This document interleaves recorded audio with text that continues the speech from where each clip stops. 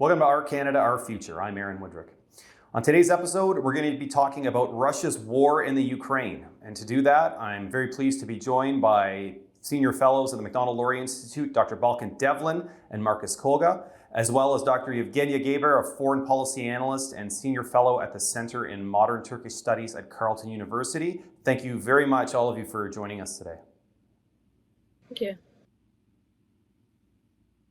Now, obviously, a lot to talk about and not a lot of time, but I sort of wanted to start, with the basics. This war now has been going on nearly half of a year. I thought I might start with you, Dr. Gaber. How long do you anticipate this war continuing? Well, I would say that for Ukrainians, this war will continue as long as it is needed to fully deoccupy Ukrainian territories. Because obviously for us, this is not a war. So this is not our preference. We are struggling for our independence and for basically staying alive there. And I like this phrase of Golda Meir, who once said that our neighbors want to see us dead. We want to stay alive. So this does not really leave too much space for compromise there or for choice. So obviously the price that we are all paying for this war, it's quite high. And I realize there is this kind of fatigue everywhere.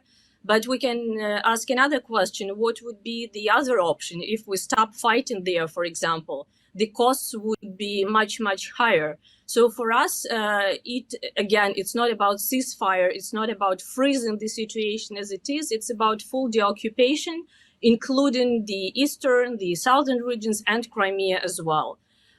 Of course, the period of time that it will take depends on the amount of the weapons and the military assistance that we're getting from our Western partners, and also type of those weapons. Those should be really long-range and sophisticated air defense systems, and then, of course, multi-launch rocket systems. And we cannot get them one by one because it does not really change anything on the ground. We need a fair amount of weapons at the same time now, as soon as possible, to change the situation on the ground. If we do not want a protracted conflict, which the whole world is now talking about, then we have to have something to fight with. And the more weapons we get, the more sophisticated weapons we get, and the faster it becomes, then the shorter this war will be. That's why for us, again, it's not even a question of costs, inflation, energy crisis, or something else. And I'm sure we'll talk about that later today. It's about the only thing that I would like probably you to understand for us. It's a struggle for independence. It's an existential threat. And for the whole of Europe and Canada, it's actually about the future of the world order.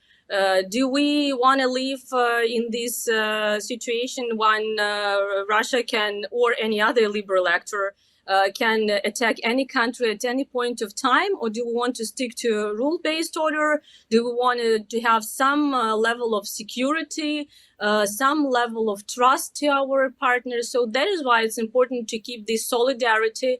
It's important to keep these concerted efforts.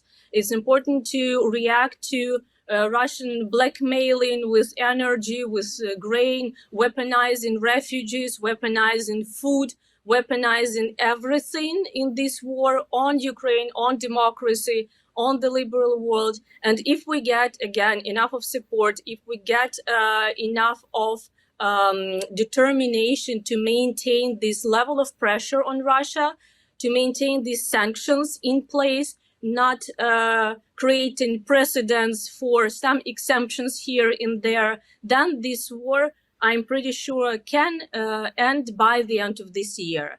Otherwise, of course, if we want to be nice to Russia, if we want to have peace talks, if we want to have diplomatic solutions, then it can last for a couple of months this year, and then next year, and then next year, until Russia will actually get more support from its own partners and will strengthen its own positions, and then will proceed somewhere to the Baltic states or to Poland or to Georgia. We can only guess which will be the next victim of Russian aggression. So it's an open question. Ukrainians are ready to do whatever we have to do to fight on the ground, not only as armed forces, but also at the whole society. We're fighting against Russia, but we do need support from our Western partners now.